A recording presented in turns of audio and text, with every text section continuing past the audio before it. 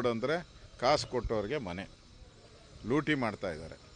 ಇವತ್ತು ಪ್ರತಿ ಮನೆಗೂ ಕೂಡ ಸುಮಾರು 36% ಕಮಿಷನ್ ಹೋಗ್ತೈತೆ. ಇದರಲ್ಲಿ 36% ಅಲ್ಲಿ ಇಂಜಿನಿಯರಿಂದ ಸರ್ಕಾರಕ್ಕೆ LOC ಇವೆಲ್ಲ ಸೇರಿದ್ರೆ 36%. ಅಂದರೆ 2100 ಕೋಟಿ ರೂಪಾಯಿ ಈಗೇನು ಪ್ರಾಜೆಕ್ಟ್ ಮಾಡಿದ್ದಾರೆ, ಎಷ್ಟು ಮನೆಗಳನ್ನು ಕೊಟ್ಟಿದ್ದಾರೆ, ಅಷ್ಟು ಮನೆಯಿಂದ 2000ಕ್ಕೂ ಹೆಚ್ಚು ಕೋಟಿ ಹಣವನ್ನು ಕಮಿಷನ್ನಾಗಿ ಪಡೆದಿದ್ದಾರೆ ಸರ್ಕಾರ.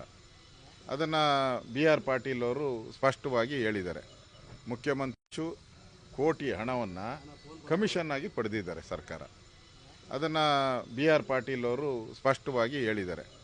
ಮುಖ್ಯಮಂತ್ರಿ ನಾನು ಕೇರ್ ಮಾಡಲ್ಲ ಅನ್ನೋ ಮಾತನ್ನು ಹೇಳಿದ್ದಾರೆ. ನನ್ನ ಮೇಲೆ ಕ್ರಮ ತೆಗೆದುಕೊಳ್ಳಿ, ನಾನು ಹೇಳಿರೋದೇ ನಿಜ, ನನ್ನದೇ ವಾಯ್ಸು, ಏನು ಬೇಕೋ ಮಾಡ್ಕೊಳ್ಳಿ ಅಂತ ಹೇಳಿದ್ದಾರೆ. ಇಷ್ಟು ಹೇಳಿದ ಮೇಲೂ ಕೂಡ ಈ ಸರ್ಕಾರಕ್ಕೆ ಮಾನ ಮರ್ಯಾದೆ ಇದ್ದರೆ ಇಲ್ಲ ಅವ್ರ ಮೇಲೆ ಕ್ರಮ ತೆಗೆದುಕೊಳ್ಬೇಕು. ಮುಖ್ಯಮಂತ್ರಿಗಳು ಮುಖ್ಯ ಕಾರ್ಯದರ್ಶಿ ಅವರು ಯಾರು ಮುಖ್ಯಮಂತ್ರಿಗಳಿಗೆ ಸಲಹೆಗಾರರವರು, ಯೋಜನಾ ಆಯೋಗದ ಉಪಾಧ್ಯಕ್ಷರವರು, CM ಅವರೇ ನೇಮಕ ಮಾಡಿರೋದು, ಇಲ್ಲ ಕಿತ್ತಾಕಬೇಕು ಅವ್ರನ್ನ, ಇಲ್ಲ MLAಗೆ ಅವ್ರನ್ನ ಸಸ್ಪೆಂಡ್ ಮಾಡಬೇಕು, ಇಲ್ಲ ಸಿದ್ದರಾಮಯ್ಯನವ್ರನ್ನೇ ಸಸ್ಪೆಂಡ್ ಮಾಡಬೇಕು. ದಮ್ಮಿಲ್ಲ ಅಂಥೇಳಿ, ದಮ್ಮಿದ್ದರೆ ಸಿದ್ದರಾಮಯ್ಯನಿಗೆ ಅವ್ರ ಮೇಲೆ ಕ್ರಮ ತೆಗೆದುಕೊಳ್ಬೇಕು. ಇಲ್ಲ ಅಂದರೆ ಸಿದ್ದರಾಮಯ್ಯನವ್ರಿಗೆ ದಮ್ಮಿಲ್ಲ, ಮುಖ್ಯಮಂತ್ರಿ ಆಗೋಕ್ಕೆ ತಾಕತ್ತಿಲ್ಲ. ಈಗ ಮೂಕ ರಾಮಯ್ಯ, ಈಗ ಇಷ್ಟು ದಿನದಿಂದ ನಿದ್ದೆ ಮಾಡೋ ರಾಮಯ್ಯ ಆಯಿತು, ಮೂಕ ರಾಮಯ್ಯ. ಒಂದು ರಿಯಾಕ್ಷನ್ ಇಲ್ಲ ಇದಕ್ಕೆ. ಇಷ್ಟೆಲ್ಲ ಅವ್ಯವಹಾರ ಆಗಿ ಜಮೀರ್ ಅಹಮದ್ ಖಾತೆಯಲ್ಲಿ ಕೋಟ್ಯಾಂತರ ರೂಪಾಯಿ ಲೂಟಿ ಆಗ್ತೈತೆ ಅಂತ ಅವ್ರ ಶಾಸಕರೇ ಹೇಳಿದ ಮೇಲೇ ಮನೆಗೆ ಕಾಸು ಕೊಟ್ಟರೆ ಮನೆ, ಇಷ್ಟೆಲ್ಲ ಇದ್ದರೂ ಕೂಡ ಅವ್ರ ಮೇಲೆ ಏನು ಕ್ರಮ ಇಲ್ಲ. ಸಿದ್ದರಾಮಯ್ಯನವರು ಇದ್ರ ಬಗ್ಗೆ ಮಾತಾಡೋದೇ ಇಲ್ಲ ಅಂತ ಹೇಳಿದ್ರೆ ಈ ಸರ್ಕಾರ ಪೂರ್ತಿ ರಕ್ಷಣೆ, ಕಾಸು ಮಾಡೋರಿಗೆ ರಕ್ಷಣೆ ಕೊಡೋವಂಥ ಸಿದ್ದರಾಮಯ್ಯ. ಇವತ್ತು ಹಿಂದೆ ಇದ್ರಲ್ಲ ಸಿದ್ದರಾಮಯ್ಯ, ಆ ಸಿದ್ದರಾಮಯ್ಯ ಹೊರಟೋಯ್ತು. ಆ ಸಿದ್ದರಾಮಯ್ಯ ಇಲ್ಲ ಈಗ. ಈಗಿರೋ ಸಿದ್ದರಾಮಯ್ಯ ಈ ಲೂಟಿ ಮಾಡೋರಿಗೆ ಗಾಡ್ ಫಾದರ್. ಯಾಕಂದರೆ ಇನ್ನು 6 ತಿಂಗಳಲ್ಲಿ ಅವರು ಸ್ಥಾನ ಬಿಟ್ಕೊಡ್ಬೇಕು. ಬಿಟ್ಕೊಡೋಕೆ ಮುಂಚೆ ಈ ಲೂಟಿ ಮಾಡೋರಿಗೆಲ್ಲ ಅವಕಾಶ, ತಾನೂ ಲೂಟಿ ಇವರು ಲೂಟಿ ಅಂಥ ವ್ಯವಸ್ಥೆಯನ್ನು ಇವತ್ತು ಕರ್ನಾಟಕದಲ್ಲಿ ನಾವು ನೋಡ್ತಾ ಇದ್ದೀರಿ. ಇಂಥ ಭ್ರಷ್ಟ ಪ್ರತಿ ಇಲಾಖೆಯಲ್ಲಿ ಇದಂತಲ್ಲ. ಹಿಂದೆ ವಾಲ್ಮೀಕಿ ನಿಗಮದಲ್ಲಿ 187 ಕೋಟಿ ಲೂಟಿ ಆಯಿತು. ಮೂಡಾದಲ್ಲಿ ಸ್ವತಃ ಸಿದ್ದರಾಮಯ್ಯನವರೇ ಸೈಟ್ಗಳನ್ನು ತೆಗೆದುಕೊಂಡ್ರು. ಆ ಇಡೀ ಮೂಡಾನ ಬಗೆದ್ರೆ ಅಲ್ಲಿ 2-3 ಸಾವಿರ ಕೋಟಿ ಅವ್ಯವಹಾರ ಆಗಿದೆ. ಅಂದರೆ ಒಟ್ಟಾರೆ ಸರ್ಕಾರ ಲೂಟಿಗೆ ಇಳಿದ್ಬಿಟ್ಟಿದೆ. ಇವಾಗ BR ಚುನಾವಣೆ ಬರ್ತಾ ಇದೆ, ಎಲ್ಲ ಮಂತ್ರಿಗಳಿಗೂ ಫಿಕ್ಸ್ ಮಾಡಿದ್ದಾರೆ. ಒಬ್ಬೊಬ್ಬ ಮಂತ್ರಿನೂ ಕೂಡ ಮಿನಿಮಮ್ ಒಂದು 25 ಕೋಟಿ ರೂಪಾಯಿ ಕೊಡಬೇಕು. ಯಾರಿಗೆ? BR ಎಲೆಕ್ಷನ್ಗೆ. ಅದಕ್ಕೋಸ್ಕರ ಒಬ್ಬರ ಮೇಲೆ ಒಬ್ಬರು, ಯಾಕಂದರೆ 25 ಕೋಟಿ ಕೊಟ್ಟರೆ ನಿಮಗೆ ಅಲ್ಲಿ ATM ಆಗಿ, ಇಲ್ಲಿ ಅವರ ಮಂತ್ರಿ ಸ್ಥಾನ ಹಂಗೆ ಇರ್ತದೆ.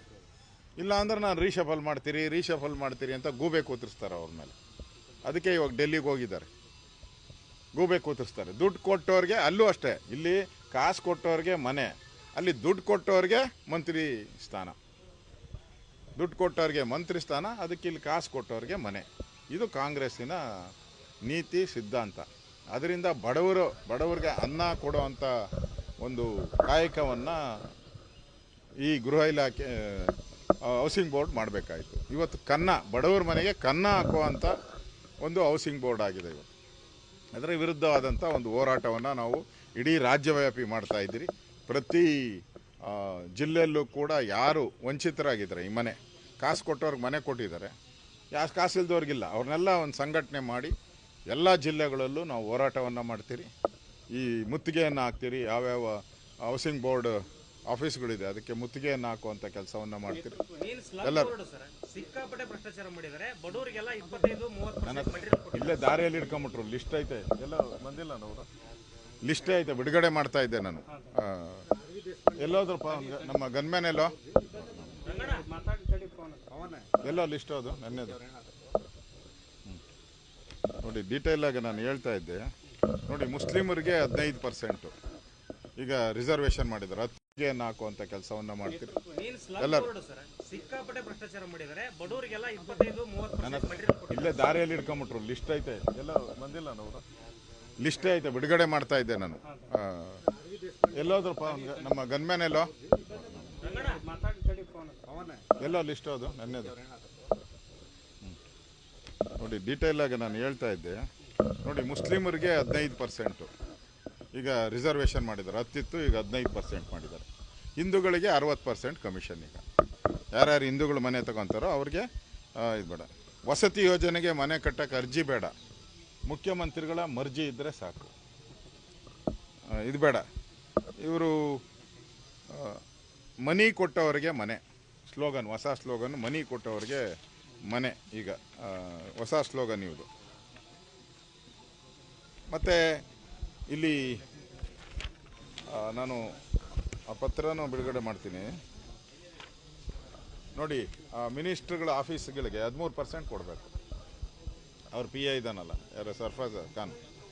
ಆಮೇಲೆ ಗೌರ್ಮೆಂಟ್ ಅಪ್ರೂವಲ್ಗೆ 3%, ಇಂಜಿನಿಯರ್ಗಳಿಗೆ 10%, ವರ್ಕ್ ಆರ್ಡ್ರಿಗೆ 2.5%, LOCಗೆ 8%, ಒಟ್ಟು 36.5% ಅವರು ದುಡ್ಡನ್ನು ಕೊಡಬೇಕಾಗಿದೆ. ಈಗ ಇದಕ್ಕೆ ಒಂದು ಸ್ವಾಯತ್ತ ಸಂಸ್ಥೆ ಕಾನೂನು ಪ್ರಕಾರ ಏನು ಕೊಡಬೇಕೋ ಕೊಟ್ಟಿದ್ದಾರೆ. ಯಾರಾದರೂ ಕೊಡ್ತಾರೆ. ಅವರು ಹಿಂದೆ ಪರಮೇಶ್ವರ್ ಕೇಸ್ ಇತ್ತು, ಅವಾಗೂ ಕೊಟ್ಟಿದ್ರು, ಇವರಿಗೂ ಕೊಡ್ತಾರೆ ಅಷ್ಟೇ. ಅದರಲ್ಲಿ ಕಾನೂನು ಪ್ರಕಾರ ಏನು ಕ್ರಮ ತೆಕ್ಕೊಳ್ತಾರೆ ಅಷ್ಟೇ. ಯಾರು ನೋಡಿ, ಗರಂ ಆದ್ರೇನೂ ಇಲ್ಲ, ಏನಾದರೂ ಇಲ್ಲ. ಆ ಸಂಸ್ಥೆಗಳಿಗೆ, ಸ್ವಾಯತ್ತ ಸಂಸ್ಥೆಗಳು, ಅದರದೇ ಆದಂಥ ಬೆಲೆ ಇದೆ ಅವರಿಗೆ. ಅವರು ಸುಮ್ಮನೆ ಯಾರನ್ನೂ ಕದ ತಟ್ಟಲ್ಲ. ದಾಖಲೆಗಳಿದ್ರೇ ಕದ ತಟ್ಟೋದು. ಅದರಿಂದ ದಾಖಲೆ ಪಾತ್ರ ಇಲ್ಲ ಅಂದರೆ ಹೇಳಿ ಹೋಗಿ, ಪಾತ್ರ ಇಲ್ಲ ಅಂದರೆ ಹೋಗಿ ಇಡಿ ಮುಂದೆ ಹೇಳಿ. ಕೋರ್ಟ್ ಇದೆ, ಇಡಿ ಮೇಲೆ ನಂಬಿಕೆ ಇಲ್ಲ ಅಂದರೆ ಕೋರ್ಟ್ಗೆ ಹೋಗಲಿ. ಅದು ಬಿಟ್ಬಿಟ್ಟು ಅಧಿಕಾರಿಗಳ ಮೇಲೆ ರೋಪ್ ಹಾಕಿದ್ರೆ ಏನು ಉಪಯೋಗ ಆಗಲ್ಲ. ಓಕೆ ನೋಡಿ, RV ದೇಶಪಾಂಡೆ ಅವರು ಫಸ್ಟ್ ಟೈಮ್ ಅಲ್ಲ, ಇದಕ್ಕೆ ಮುಂಚೆನೂ ಅವರು ನನ್ನ ಕ್ಷೇತ್ರಕ್ಕೆ ಹಣನೇ ಬಿಡುಗಡೆ ಮಾಡಲಿಲ್ಲ, ಅಭಿವೃದ್ಧಿ ಆಗಿಲ್ಲ ಅಂಥೇಳಿ ಆಪಾದನೆ ಮಾಡಿದ್ದಾರೆ. ದಾವಣಗೆರೆ ಒಬ್ಬ MLA, ಕಾಂಗ್ರೆಸ್ MLA, ನಾನು ನೇಣಾಕೊಂಬಿಡ್ತೀನಿ ಅಂತ ಹೇಳಿದ್ದಾರೆ, ಆತ್ಮಹತ್ಯೆ ಮಾಡ್ಕೊತೀನಿ ಅಂತ ಹೇಳಿದ್ದಾರೆ. ಕಲಬುರ್ಗದಲ್ಲಿ ನಮ್ಮ BR ಪಾಟೀಲ್ ಅವರು, ನನ್ನ 2 ವರ್ಷ ಆಯಿತು, ಯಾವ ಮುಖ ಇಟ್ಕೊಂಡು ನಾನು ಹೋಗಲಿ, ಒಂದು ಅಭಿವೃದ್ಧಿ ಕಾಲ. ಇದು ಅಭಿವೃದ್ಧಿ ಮಾಡೋ ಸರ್ಕಾರ ಅಲ್ಲ, ಲೂಟಿ ಮಾಡೋ ಸರ್ಕಾರ. ಇದು ಅಭಿವೃದ್ಧಿ ಮಾಡೋ ಸರ್ಕಾರ ಅಲ್ಲ, ಇದು ಲೂಟಿ ಮಾಡೋ ಸರ್ಕಾರ. ಅವ್ರಿಗೆ ನೆಕ್ಸ್ಟು ಚುನಾವಣೆ ಗೆಲ್ತೀರಿ ಅನ್ನೋ ಭರವಸೆ ಇಲ್ಲ ಅವ್ರಿಗೆ. ಅವರು ಕಳ್ಕೊಂಬಿಟ್ಟಿದ್ದಾರೆ, ಭರವಸೆ ಕಳ್ಕೊಂಬಿಟ್ಟಿದ್ದಾರೆ. ಆದ್ದರಿಂದ ಎಷ್ಟಾಗುತ್ತೋ ಅಷ್ಟು ಲೂಟಿ ಮಾಡ್ಕೊಂಡು ಹೋಗೋಕ್ಕೆ ತೀರ್ಮಾನ ಮಾಡಿದ್ದಾರೆ. ಕಾನೂನು ಪ್ರಕಾರ ಮನೆಗಳು, ಆ ಪಟ್ಟಿನೂ ಇದೆ, ನಾನು ಕೊಡ್ತೀನಿ. ಮನೆಗಳ ಪಟ್ಟಿ ಇದೆ ನನ್ನ ಹತ್ರ, ನಿಮ್ಗೆ ಕೊಡ್ತೀನಿ. ಹಾಂ, ಇಡೀ ಸರ್ಕಾರಕ್ಕೆ ಕೊಡ್ತಾರಲ್ಲ ಅವರು. ನಾನು ಮೊದಲೇ ಸರ್ಕಾರ ಅಂದಲ್ಲ, 13 ಅಂತ. ಹಾಂ, ಎಲ್ಲರೂ, ಎಲ್ಲ CM ಇರ್ಬೋದು, ಎಲ್ಲ ಇರ್ಬೋದು, ಎಲ್ಲರದ್ರೂ ಇದರಲ್ಲಿ ಪಾಲೈತೆ. ಇಲ್ಲಾಂದರೆ ಒಬ್ಬ ರೂಲಿಂಗ್ ಪಾರ್ಟಿ ಶಾಸಕನೇ ಇಷ್ಟದಿಂದ BJP ಆಪಾದನೆ ಮಾಡಿದ್ರೆ ಏನು ಹೇಳ್ತಾಯಿದ್ರು ಸಿದ್ದರಾಮಯ್ಯ, BJP ಅವ್ರ ರಾಜಕೀಯ, ಅವ್ರಿಗೆ ಅದೇ ಕೆಲಸ ಅಂತ ಹೇಳಿದ್ರು. DK ಶಿವಕುಮಾರ್ ವಿರೋಧ ಪಕ್ಷದವ್ರು ಆಪಾದನೆ ಮಾಡಿದ್ರೆ ಇನ್ನೇನ್ರಿ ಮಾಡಬೇಕು, ಅವ್ರ ಡ್ಯೂಟಿ ಅವ್ರು ಮಾಡ್ತಾರೆ ಅಂತ ಇದ್ರು. ಈಗ ರೂಲಿಂಗ್ ಪಾರ್ಟಿಯವರೇ ಮಾಡೋದ್ರಿಂದ ಏನು ಹೇಳ್ತಾರೆ, ಈಗ ಅವ್ರ ಡ್ಯೂಟಿ ಅವ್ರು ಮಾಡ್ತಾ ಇದ್ದಾರೆ ಅಂತ ಹೇಳ್ತಾರಾ DK ಶಿವಕುಮಾರ್ ಅವರು? ಸಿದ್ದರಾಮಯ್ಯನವರು ಅದೆಲ್ಲ ಬೋಗಸ್ಸು ಅಂತ ಹೇಳ್ತಾಯಿದ್ರು. ಈಗೇನು ಹೇಳ್ತಾರೆ, ಬೋಗಸ್ಸು? ನಾನು ರೆಡಿ ಅಂತ ಹೇಳ್ತಾ ಇದ್ದಲ್ಲ, ನಾನೇ ಮಾತಾಡಿರೋದು, ನಂದೇ ವಾಯ್ಸು, ತನಿಖೆ ಮಾಡಿ ಅಂತ ಅವರೇ ಹೇಳಿದ ಮೇಲೆ ಈ ಸರ್ಕಾರಕ್ಕೆ ಮಾನ ಮರ್ಯಾದೆ ಇದ್ದರೆ ರಾಜೀನಾಮೆ ಕೊಟ್ಟು ಮನೆಗೆ ಹೋಗ್ಬೇಕು. ಇವರು ಮಾನ ಮರ್ಯಾದೆ ಇಲ್ಲ ಅಂದರೆ ಅವ್ರು ಇರ್ಬೋದು ಅಷ್ಟೇ.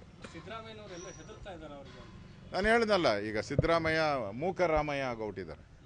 ಯಾರೇನು ಬೇಕೋ ಅಲ್ಲೂ, ಯಾಕಂದರೆ ಅವ್ರದ್ದು ಇನ್ನು 6 ತಿಂಗಳಲ್ಲಿ ಟ್ರಾನ್ಸ್ಫರ್ ಆಗಬೇಕು, ಇಲ್ಲೇ ಉಳ್ಕೊಬೇಕು ಅಂದರೆ MLAಗಳು ಮರ್ಜಿ ಬೇಕು. ಆ ಮರ್ಜಿಗೋಸ್ಕರ ಎಲ್ಲರದು ಲೂಟಿ ಮಾಡ್ಕೊಳ್ಳಿ ಅಂತ ಬಿಟ್ಟಿದ್ದಾರೆ. ಫ್ರೀ ಹ್ಯಾಂಡ್, ಲೂಟಿಗೆ ಫ್ರೀ ಹ್ಯಾಂಡ್ ಈ ಸರ್ಕಾರ.